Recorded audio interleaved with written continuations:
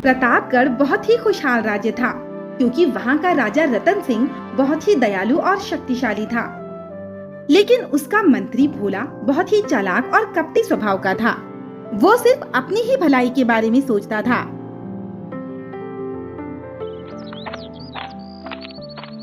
मैं मनमौजी रहूंगा अकेला, मांगू भीख भर भर थैला। महाराज, आपने इस भिखारी को देखा? लगता है ये यहाँ नया आया है। आज से पहले हमने इसे यहाँ कभी नहीं देखा। नहीं महारानी, हमने उसे नहीं देखा। हम अपने बेटे महावीर के बारे में सोच रहे थे। अगर 2 साल पहले हम उसे अपने साथ नदी किनारे ना ले जाते, वहाँ भगदड़ ना मचती, तो वो आज भी हमारे साथ होता। महाराज, महल में चोरी हो गई और चोरी का शक एक भिखारी पर है। उसे जल्दी पकड़ा जाए और राज दरबार में पेश किया जाए।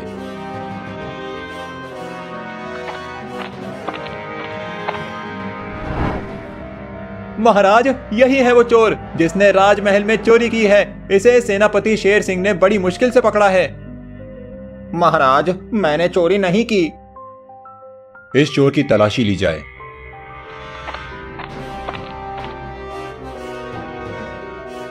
महाराज, ये रहा वो हार जो चोरी हुआ था, लेकिन चोरी हुआ बाकी का सामान इसके पास नहीं है। लगता है इसने वो सामान कहीं छुपा दिया है।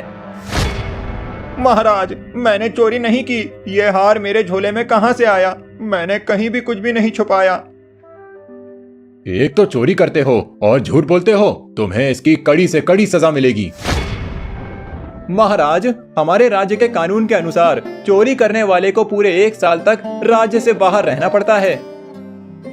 सेनापति, इस भिखारी को राज्य की सीमा के बाहर छोड़ाओ और ध्यान रहे कि ये 1 साल तक राज्य की सीमा के अंदर ना आ सके।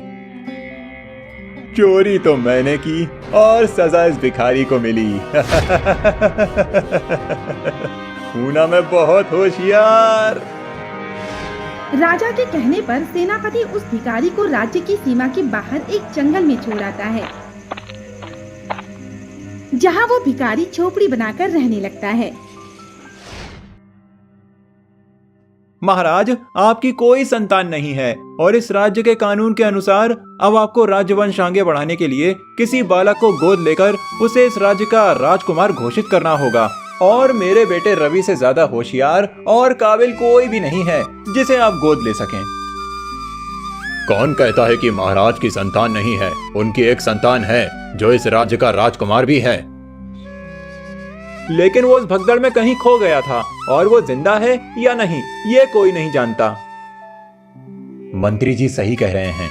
अब समय आ गया है कि अब हम संतान को गोद लेकर उसे इस राज्य का राजकुमार बनाएं। वो कोई और नहीं बल्कि मंत्री भोला का बेटा रवि होगा। हम ये घोषणा करते हैं कि 2 दिन बाद हम रवि को गोद ले लेंगे। देखी मेरी होशियारी, कैसे मैंने राजकुमार को अपने रास्ते से हटा दिया और अपने बेटे को इस राज्य का राजकुमार बना दिया। उसके अगले दिन वो भिखारी फल तोड़ने के लिए जंगल के अंदर जाता है। तभी उसे किसी के रोने की आवाज सुनाई देती है और वो उस आवाज का पीछा करते हुए गुफा के अंदर पहुंच जाता है।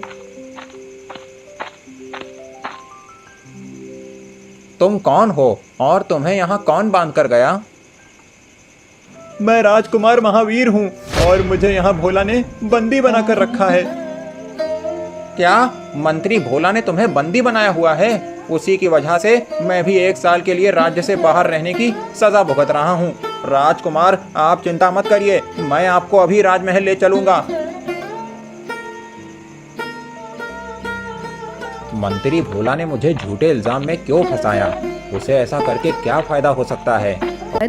मंत्री के घर के बाहर जाकर छुप जाता है और उसकी बातें सुनने लगता है। आज मैं बहुत खुश हूँ। मेरी इतनी सालों की मेहनत का फल मुझे मिल गया। अब राजा की सारी दौलत और राज्य मेरा होगा। अब मेरा बेटा बनेगा प्रतापगढ़ का राजा। हाँ पिताजी, अब मैं बताऊंगा कि अच्छा राजा कैसे बना जाता है। अभी सब्र करो मेरे बेटे, अभी तुम सिर्फ राजकुमार बनोगे जिसमें अभी पूरी रात बाकी है। उसके बाद शुरू होगा मेरा असली खेल। हम दोनों मिलकर राजा और रानी को अपने रास्ते से हटा देंगे और फिर बनेंगे इस राज्य के राजा। तो ये है इस मंत्री की चाल। मुझे ये बात राजा जी को जाकर बतानी चाहिए। नहीं, अगर मैं राजा जी के पास गया तो वो मुझे बंदी बना लेंगे। मुझे सेनापति के पास जाना चाहिए। भिखारी शेर सिंह से पूरी बात बताता है और शेर सिंह उसकी मदद करने को तैयार हो जाता है।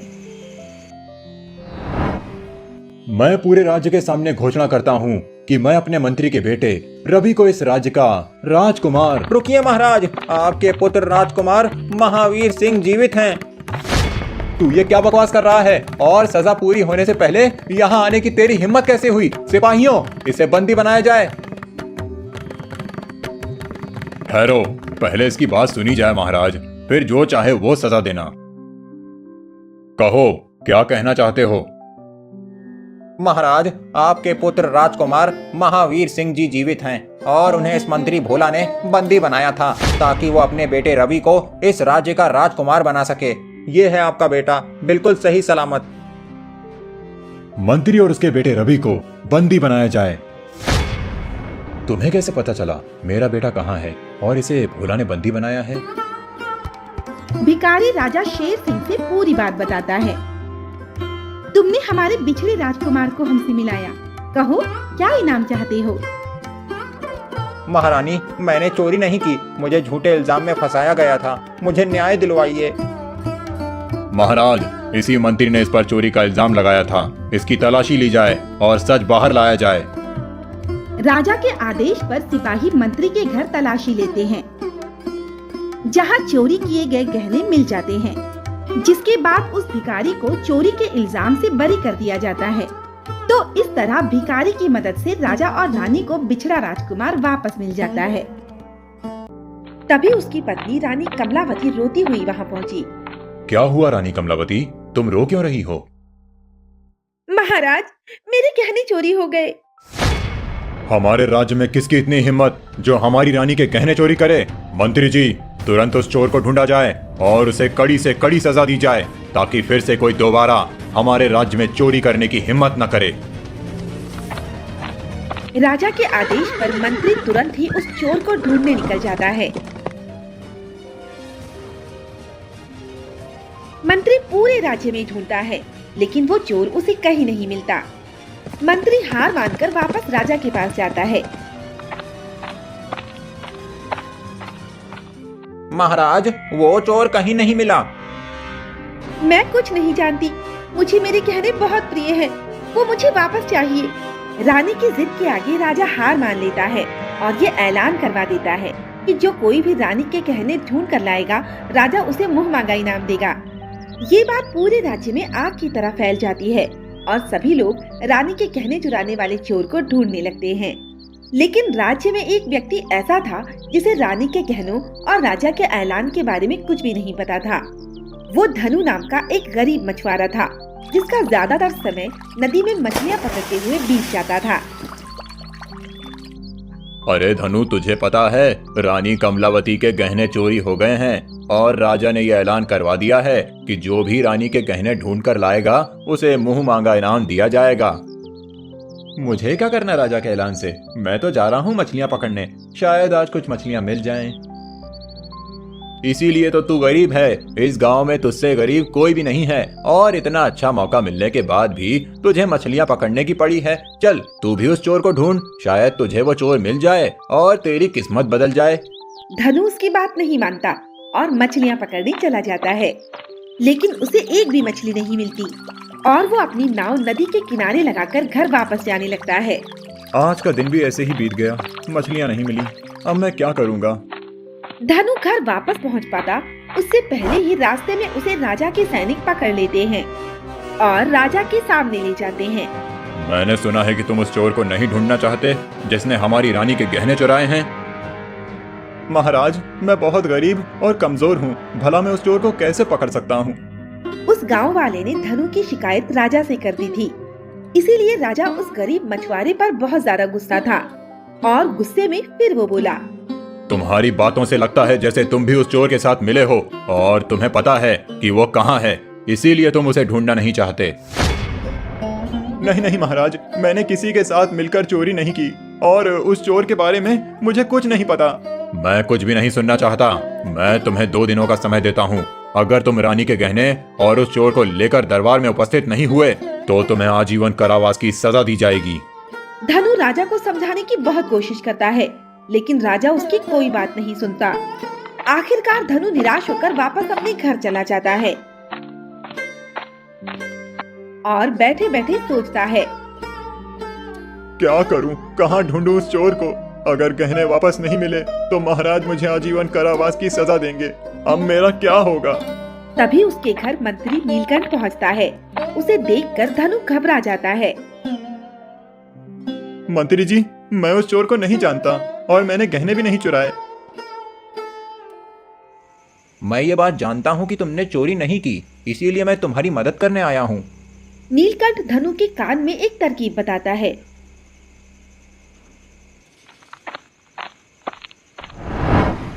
और अगले ही दिन धनु राजा के पास पहुंचता है। महाराज, मैं ये जानता हूँ कि महारानी के गहने कहाँ हैं। अगर तुम जानते हो कि गहने कहाँ हैं तो तुम उन्हें जल्दी से मेरे सामने लेकर आओ। जी महाराज, मैं गहनों के बारे में जरूर बताऊंगा, लेकिन उससे पहले मैं महारानी से कुछ सवाल पूछना चाहता हूँ। धनु की बात सुनकर राजा गुस्सा हो जाता है, लेकिन मंत्री के समझाने पर वो उसकी बात मान लेता है और धनु को रानी कमलावती से बात करने की इजाजत दे देता है। महारानी, आपने पिछली बार अपने गहने कब पहने थे और उन्हें उतार कर कहाँ रखा था? मैं पिछली बार अपने गहने पहनकर अपनी सहेलियों के साथ नदी में नहाने गई थी और इसके बाद मेरे गहने चोरी हो गए। महारानी, क्या आपको याद है कि नहाने के बाद जब आप महल वापस आई थीं, तो आपने गहने उतार कर कहाँ रखे थे? मुझे ये बात अच्छे से याद नहीं है। धनु और रानी कमलावती की बात पूरी हो जाने के बाद मंत्री नीलकंठ बोला, महाराज, मैंने सैनिकों के साथ पूरे राज्य में महारानी के गहने ढूंढे, लेकिन गहने कहीं नहीं मिले। अगर आपकी आज्ञा हो तो मैं एक बार नदी के किनारे, जहां महारानी उस दिन नहाने गई थीं, वहां गहने ढूंढना चाहता हूं। राजा रघुवीर सिंह मंत्री को नदी के किनारे गहने ढूंढने की इजाजत दे देता है और मंत्री धनु को लेकर नदी के किनारे पहुंच जाता है। वो दोनों मिलकर गहने ढूंढने की बहुत कोशिश करते हैं, लेकिन उन्हें रानी के गहने कहीं नहीं मिलते। अगर गहने नहीं मिले तो महाराज मुझे आजीवन कारावास की सजा देंगे। अब मैं क्या करूं? तुम चिंता मत करो, ऐसा कुछ भी नहीं होगा। बहुत ढूंढने के बाद भी जब गहने नहीं मिलते तो वो दोनों हार मानकर वापस जाने लगते हैं। तभी धनु को नदी के किनारे रखे एक पत्थर के नीचे कुछ चमकता हुआ दिखाई देता है। मंत्री जी, वो देखिए, उस पत्थर के नीचे कुछ चमक रहा है। मंत्री तुरंत जाकर पत्थर हटाकर देखता है तो उसे रानी के खोए हुए गहने मिल जाते हैं, जिन्हें लेकर वो दोनों राजा के पास पहुंच जाते हैं। महाराज, महारानी के खोए हुए गहने वापस मिल गए हैं। मंत्री जी, तुम्हें ये गहने कहाँ मिले? महाराज, ये गहने उसी पत्थर के नीचे रखे हुए थे जहां महारानी ने उस दिन नहाते समय उन्हें उतार कर रखा था और नहाने के बाद वापस पहनना भूल गई थीं। अपने गहने वापस पाकर रानी बहुत ज्यादा खुश हो जाती है और उसे याद आ जाता है कि वो उस दिन गहने पत्थर के नीचे रखकर भूल गई थी। जी महाराज, मंत्री जी सही बोल रहे हैं। मैं ही नदी के किनारे गहने उस पत्थर के नीचे रखकर भूल गई थी। मंत्री जी, मैं आपकी होशियारी से बहुत प्रसन्न हूँ। आपने मुझे एक बेगुनाह को सजा देने से बचा लिया, लेकिन आपने महारानी के गहने ढूंढे कैसे? महाराज, जब मैंने धनु को देखा तब मैं समझ गया था कि धनु का गहनों की चोरी से कुछ लेना देना नहीं है। इसीलिए मैंने उसे बेगुनाह साबित करने की एक तरकीब सोची और धनु को भी उसमें शामिल किया। मंत्री नीलकंठ ये जानना चाहता था कि महारानी ने गहने आखिरी बार कब पहने थे, जिससे उसे गहने ढूंढने में आसानी हो, और उसने ये तरकीब धनु को उसके घर जाकर बताई थी। मंत्री नीलकंठ की बात मानते हुए धनु ने महारानी से उन गहनों के बारे में पूछा और ये जानकर कि महारानी ने आखिरी बार गहने कब पहने थे, मंत्री नीलकंठ ने धनु मछुआरे के साथ मिलकर वो गहने ढूंढ लिए। इस तरह मंत्री नीलकंठ की सूझबूझ से वो गरीब मछुआरा राजा की सजा से बच गया।